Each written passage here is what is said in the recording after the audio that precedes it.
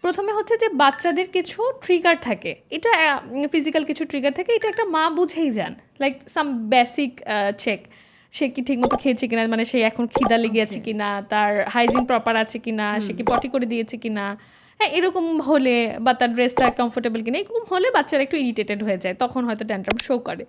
এটা বাদে যেটা হয় যে আরও কিছু ট্রিগার্স থাকে যে জানি আমার বাচ্চা এমন করবে। বাসার সামনে দোকান আছে, দোকানের সামনে দিয়ে গেলে বাচ্চাটা চকলেটের জন্য কান্না করবে, এটা একটা মানে আমি জানি যে আমার বাচ্চা করবেই।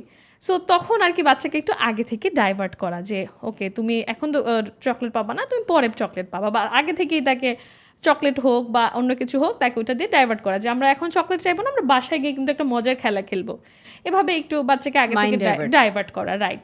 ডাইভার্টটাও করতে হবে, আর আগে থেকে একটু বুঝাতে হবে, তারপরেও অনেক সময় হয়ে ওঠে না, মাঝে মধ্যে বাচ্চা ট্যান্ট্রাম করবেই।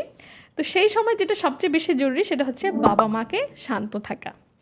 এখানে যদি বাবা মা সবচেয়ে বড় ভুলটা করে যে ওকে আমার শিখাতে হবে, এত রাগ করলে চলবে না, একদম মানে 2-4 বছরের বাচ্চাকে একদমই লাইফ লেসন সব তখনই দিতে হবে, এরকম একটা এক্সপেকটেশনস চলে আসে বাবা মার মধ্যে। তো সেটা না করে বাবা মাকে অবশ্যই এখানে ঠান্ডা থাকতে হবে।